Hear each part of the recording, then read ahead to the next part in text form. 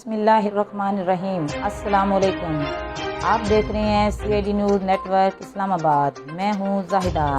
آج کی تازہ ترین خبریں۔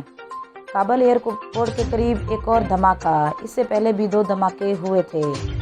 60 افراد ہلاک ہوئے اور 140 زخمی ہو گئے۔ برطانوی میڈیا کا کہنا ہے کہ 12 امریکی میرین بھی مارے گئے۔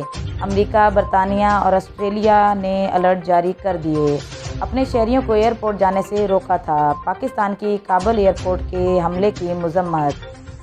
ترجمان طالبان نے کہا کہ اپنے لوگوں کو تحفظ دینے کی توجہ کر رہے ہیں، شرپسند حلقوں کو سختی سے روکیں گے۔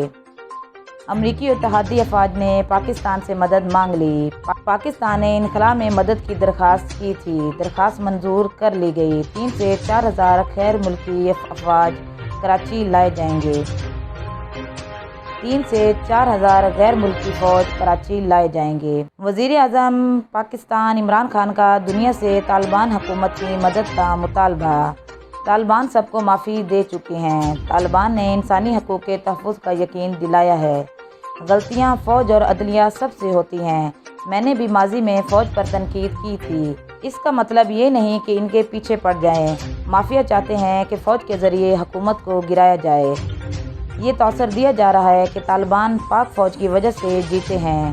پلوامہ واقعہ کے بعد اسی فوج کی وجہ سے مودی کو دلیری سے ہم یہ کہہ سکتے ہیں کہ کچھ کیا تو ہم جواب ضرور دیں گے۔ حکومت 3 سالہ کارکردگی کے ڈنکے تو بجا رہی ہے، جبکہ معیشت نے خطرے کی گھنٹی بجا دی۔ پاکستان کے ماہر اقتصادیات کا کہنا ہے کہ بین الاقوامی سطح پر اشیاء کی قیمتوں میں اضافہ، بلند درآمدی بل اور کرنٹ اکاؤنٹ خسارے میں پڑ گئے۔ اسلام آباد کے تمام ہوٹلز 21 روز کے لیے بند۔ تفصیلات کے مطابق افغانستان سے غیر ملکیوں کے انخلاء کی موجود صورتحال میں وفاقی حکومت کا فیصلہ۔ اسلام آباد کی ضلعی انتظامیہ نے تمام ہوٹلز کو فوری خالی کرنے کا حکم دے دیا۔ ضلعی انتظامیہ نے تمام ہوٹلز کے کمروں کی بکنگ کروا لی۔ افغانستان سے آنے والے ہزاروں افراد ان ہوٹلز میں قیام کریں گے۔ کورونا وائرس کی تباہ کاریاں۔ پاکستان میں کورونا وائرس کی صورتحال۔ 24 گھنٹے میں 95 افراد کی اموات ہوئی، تعداد 25,415 ہو گئی۔ 4,016 نئے کیسز رپورٹ، مثبت کیسز کی شرح 6.74% رہی۔ کراچی میں مونسون کی طوفانی بارشیں، ایسی بارش برسی کہ برستی چلی گئی۔ گرجتے برستے بادلوں کے ساتھ سیلابی ریلوں کی بھی بھرمار۔ 7 انڈر پاس بند ہو گئے۔ سرکاری دفاتر، عدالتیں، رہائشی علاقے اور مارکیٹیں بھی پانی سے بھر گئیں۔ حادثات میں 6 افراد جاں بحق ہو گئے۔ محکمہ موسمیات نے کل پھر سے گرج برج کے ساتھ بارش ہونے کا امکان ظاہر کر دیا۔